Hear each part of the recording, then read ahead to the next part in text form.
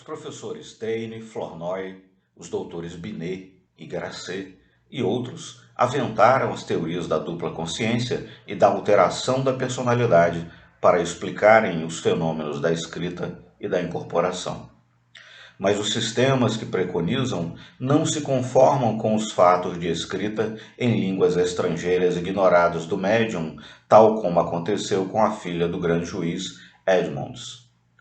Não se conformam, igualmente, com os autógrafos obtidos de alguns defuntos, nem ainda com os fenômenos de escrita produzidos por analfabetos. Nenhuma daquelas hipóteses explica os fatos de escrita direta conseguida pelo senhor de Goldenstube, nem, contudo, em folhas de papel não preparadas, como também não explica a experiência relatada por Sir W. Crookes, e na qual a mão de um espírito materializada desceu do forro às suas vistas no seu próprio gabinete de trabalho, enquanto ele mantinha seguras as duas mãos da médium Kate Fox. Em todas essas teorias, quase constantemente se confunde o subconsciente ou o subliminal, quer o duplo fluídico, quer que não é um ser, mas um organismo, quer com o espírito preposto à guarda da alma encarnada neste mundo. O pastor Benezek, que os fatos converteram ao espiritismo, demonstrou excelentemente tudo o que há de arbitrário e de inverossímil nessas pretensas explicações científicas. Num livro recente escreveu ele a esse respeito. A mesa revelava uma coisa que material absoluta e incontestavelmente nos era impossível saber. Alguém a conhecia em nosso lugar, pois que não a dizia. A memória latente não teve possibilidade de intervir, e se só o subconsciente esteve em ação, que poder não é o seu? Ele existe em nós, é uma parte de nosso próprio ser, por capricho da natureza que equivale, quando refletimos nisso, aos mais inverossímeis prodígios. Pensa, concebe projetos, executa-os, tudo à nossa revelia, e em seguida nos diz o que realizou, não quando nos achamos adormecidos a sonhar, mas perfeitamente acordados e à espera do que se vai dar. Os amadores do fantástico têm com que se regalar. No seu último livro, Sir Oliver Lodge refere, nestes termos, um fato que nenhuma das teorias tão caras aos adversários do espiritismo pode explicar. O texto seguinte obteve-o o Sr. Staton Moses, quando, em sessão na biblioteca do Dr. Spear, conversava por intermédio de sua mão, que escrevia automaticamente com diversos interlocutores invisíveis. Podeis ler? Não, amigo, não posso, mas Zacarias Gray, assim como Hector, podem fazê-lo. Algum desses espíritos está aqui? Vou buscar um imediatamente. Vou mandar Hector. Aí está. Perguntei se podíeis ler. É verdade? Podeis ler um livro? A caligrafia muda. Sim, amigo, mas dificilmente.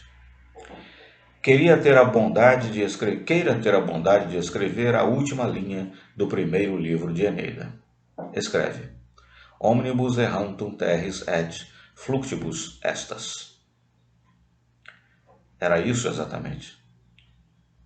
Está bem, mas é possível que eu o soubesse. Podeis ir à biblioteca, tomar o penúltimo volume da segunda prateleira e ler-me o último parágrafo da página 94?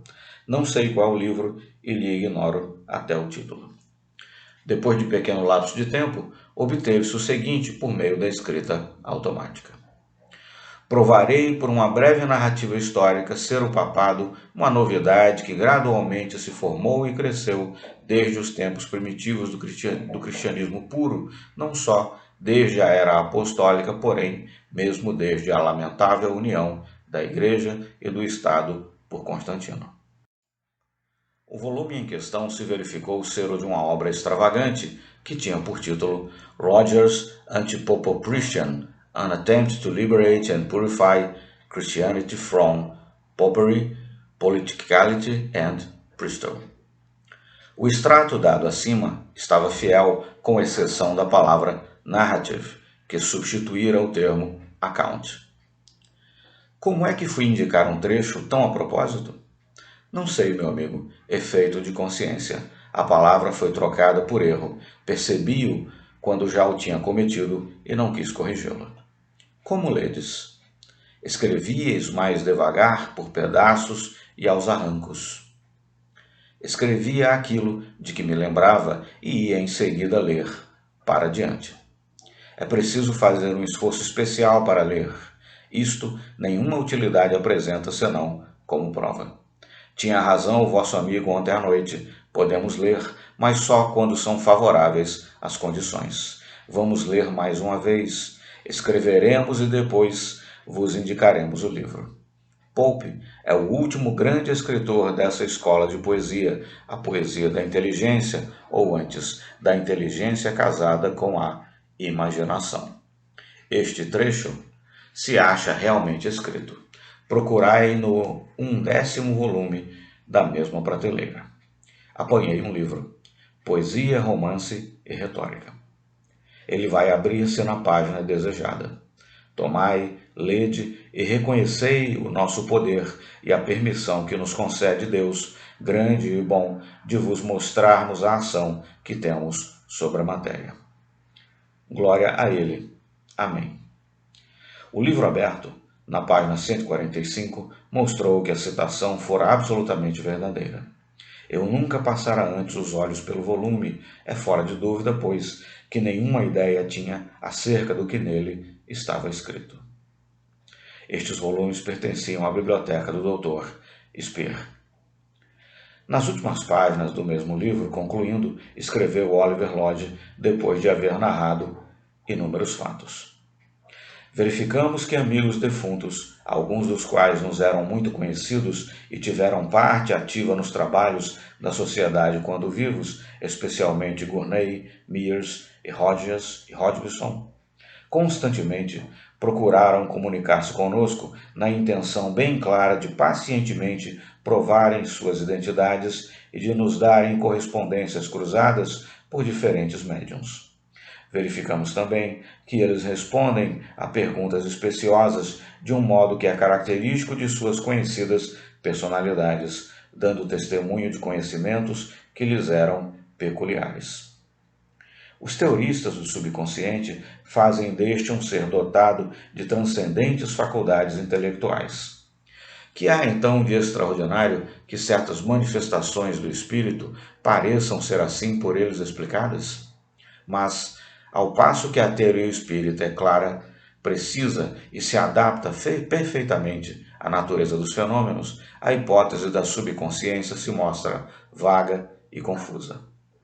Diante dos fatos que acabamos de assinalar, é lícito perguntar-se, em virtude de que acordo universal os inconscientes sepultados do homem, ignorando-se uns aos outros, ignorando-se a si mesmos, são unânimes no curso das manifestações ocultas em se dizerem espíritos dos mortos? Como poderiam conhecer e comunicar minúcias sobre a identidade dos mesmos mortos? É o que temos logrado comprovar nas inúmeras experiências em que temos tomado parte durante mais de 30 anos em diversos pontos do globo, na França e no estrangeiro. Jamais os seres invisíveis se nos apresentaram como sendo os inconscientes ou os eu superiores dos médiuns e das outras pessoas presentes. Sempre se anunciaram como personalidades diferentes no gozo pleno de suas consciências, com individualidades livres que viveram na Terra, conhecidos dos assistentes, na maioria dos casos com todos os caracteres do ser humano, suas qualidades, seus defeitos e, frequentemente, forneciam provas de sua própria identidade. O que há de mais notável em tudo isso, parece-nos, é a engenhosidade, a fecundidade de certos pensadores, a habilidade que denotam em arquitetar teorias fantasiosas com o fim de fugirem a realidades que lhes desagradam e os embaraçam. Sem dúvida, não previram todas as consequências de seus sistemas, fecharam os olhos aos resultados que deles se pode esperar. sem atenderem a que estas doutrinas funestas aniquilam a consciência e a personalidade, separando-as, chegando logicamente, fatalmente, à negação da liberdade, da responsabilidade e, por conseguinte, à destruição de toda a lei moral. Efetivamente, tivessem realidade tais hipóteses, o homem seria uma dualidade ou uma pluralidade mal equilibrada, em que cada consciência agiria a seu talante, sem se incomodar com as outras. São essas noções que, penetrando nas almas e tornando-se para elas uma convicção, um argumento, as levam a todos os excessos. Ao contrário, tudo na natureza e no homem é simples, claro, harmônico e só parece obscuro e complicado por efeito do espírito de sistema. Do exame atento, do estudo constante e aprofundado do ser humano, uma coisa resulta: a existência em nós de 3 elementos: o corpo físico, o corpo fluídico ou perispírito e, enfim, a alma ou espírito. Aquilo a que chamam o inconsciente, a segunda pessoa, o eu superior, a policonsciência, etc., é apenas o espírito que, dadas certas condições de desprendimento, de clarividência, vê surgir em si, com manifestação de poderes ocultos, um conjunto de recursos que as anteriores existências lhe armazenaram e que se achavam momentaneamente escondidos sob o véu da carne. Não, certamente o homem não tem diversas consciências. A unidade psíquica do ser é condição essencial de sua liberdade e de sua responsabilidade. Há nele, sim, diversos estados de consciência. À medida que o espírito se desprende da matéria e se liberta do envoltório carnal, suas faculdades, suas percepções se dilatam, suas lembranças despertam, a irradiação da sua personalidade se amplia. É isso que algumas vezes se produz no estado de sono magnético. Em tal estado, o véu da matéria cai, a alma se liberta e suas potências latentes ressurgem. Daí, algumas manifestações de uma mesma inteligência que deram aso à crença numa dupla personalidade, numa pluralidade de consciências. Entretanto, semelhante ideia não basta para explicar os fenômenos espíritas. Na maior parte dos casos, a intervenção de entidades estranhas, de vontades livres e autônomas, se impõe como sendo a única explicação racional. Inutilmente, pois, os críticos se encarniçam contra o Espiritismo. Desde que os examinemos com atenção, seus argumentos se desfazem como o fumo. Alucinação, sugestão, inconsciente subliminal, nada mais são do que palavras. Aqueles que as põem em uso pensam ter dito tudo. Na realidade, porém, nada explicam e os problemas subsistem em toda a sua extensão. A prática do Espiritismo apresenta, é certo, sombras, dificuldades, perigos, mas não esqueçamos que não há no mundo coisa alguma, por mais bela e proveitosa que seja, que não se torne perigosa logo que dela se abuse. O mesmo acontece com o Espiritismo.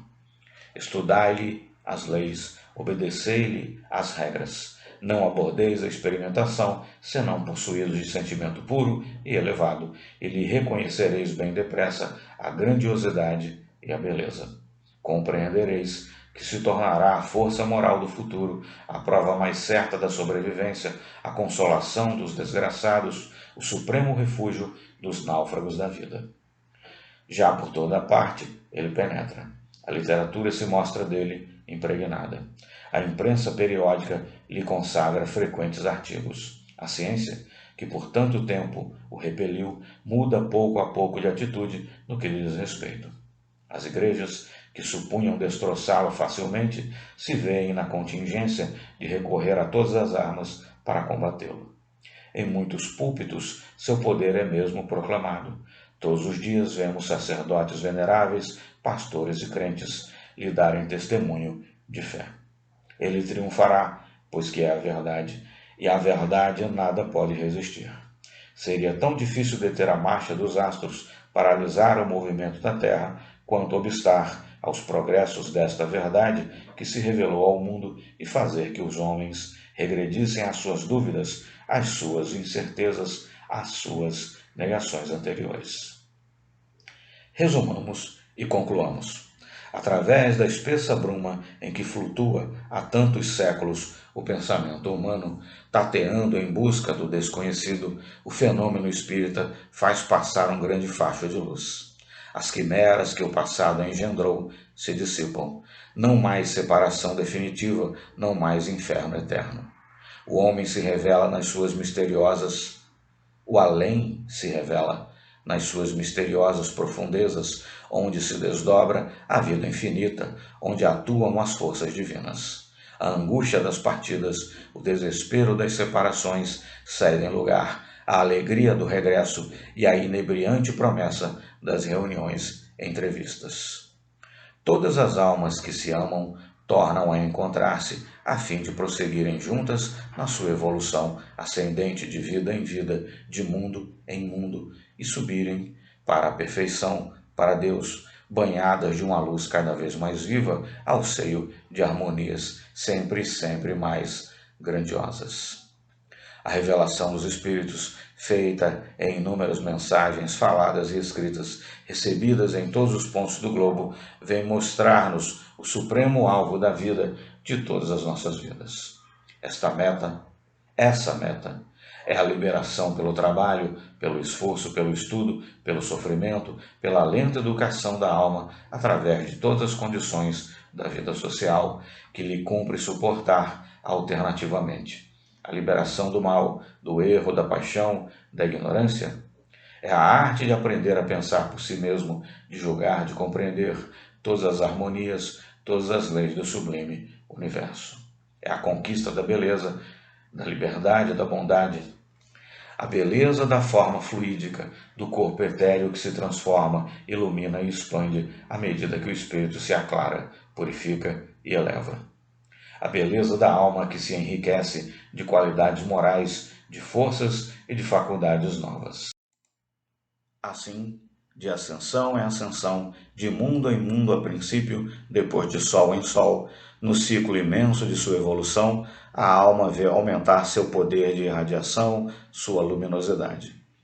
Pela elevação gradual de seus pensamentos e pela pureza de seus atos, chega a pôr em harmonia suas próprias vibrações com as vibrações do pensamento divino, e daí lhe decorre uma fonte abundantíssima de sensações, de percepções, de gozos, que a palavra humana é impotente para descrever.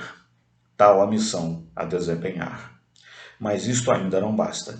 Trabalhando para si mesma, corre-lhe o dever de trabalhar para os outros, para a elevação de todos, para a marcha progressiva das humanidades, para a unificação dos pensamentos, das crenças, das aspirações, orientando para um ideal grandioso de porvir, de progresso moral, de luz, na vida sempre renovada, pela qual todos os seres se encontram unidos numa íntima solidariedade, numa comunhão de verdade e de amor. O homem chegará a melhor conhecer, a melhor compreender, a melhor servir a Deus.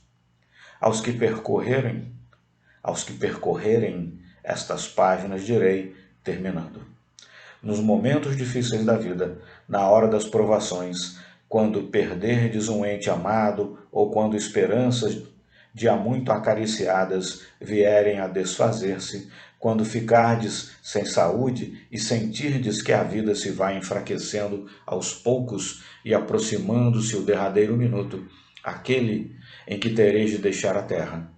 Se nesses instantes a incerteza ou a angústia vos constrangerem o coração, lembrai-vos da voz que hoje vos clama.